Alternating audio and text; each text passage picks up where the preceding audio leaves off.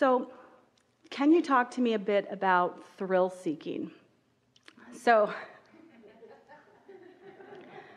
I enjoy the idea of rappelling, of skydiving, of hang gliding. And it goes on to a conversation you had with another hot seater earlier today with the essence of fear being introduced in a situation. So before I sign up for the event, it sounds good, it feels really good to have my body flying through the air. And then there's a moment when I get there and realize how far it's going to be flying that I'm obviously not matched up with my inner being in that moment, because my inner being's like, yes! And my point of attraction in that moment is no. And so I don't want to go from that perspective. That's not going to be good. Here's something important for you to realize. This is what you're reaching for. Thanks. There is a certain amount of thrill seeking that all of you were about when you decided to come into this physical body to begin with. Yeah. Because you knew that you were going to be exposed to contrasts that you were going to have to manage. Yeah. And so it sort of is innately who all of us who understand that we are eternal beings, it's sort of like our basic nature.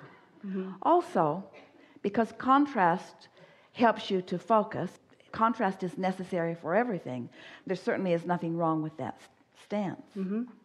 Let's, for just the sake of settling a good basis of this conversation, mm-hmm. before you go further, let's just call that thrill-seeking part of the focusing mechanism.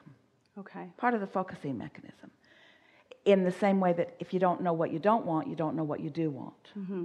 Now, we touched on this earlier. So let's say that you've been tuned in, tapped in, turned on. You're feeling really good. And in the world that you've been walking around in, mm-hmm. you feel confidence in your ability to experience well-being. Yes. And then you jump out of an airplane. Yes.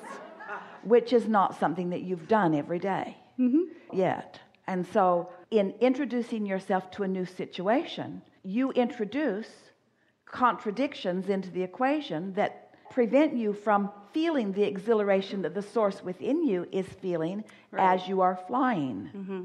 through the air. Okay. I like that. Lots of stuff going on out here. Yes, so there is.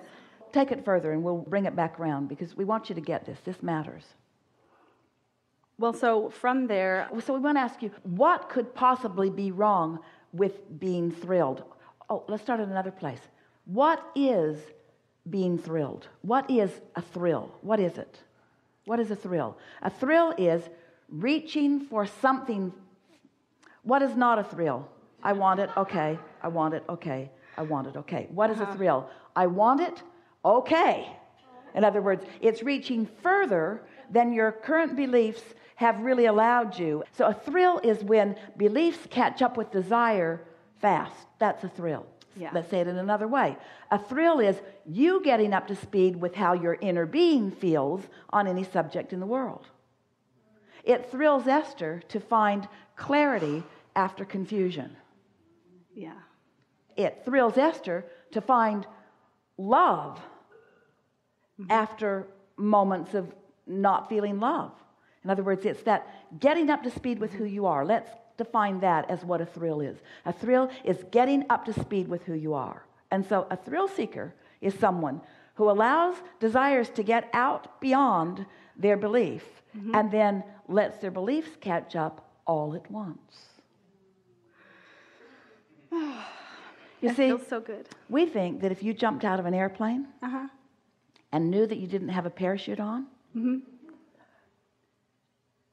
you wouldn't be thrilled all the way to the ground. I try not to sign up for those excursions, but... There has to be enough belief in the successful outcome yes. for there to really be what you are calling a thrill. Right. Agreed? Yes. Yes. So in that moment right before the jump, if there is a moment before the jump that feels like fear, is it really fear? Is it momentum? Is it a belief that I'm supposed to be afraid?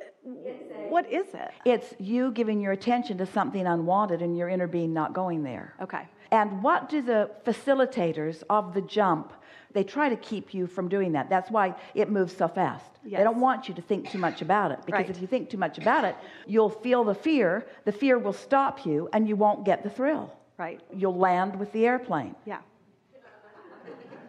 Yeah.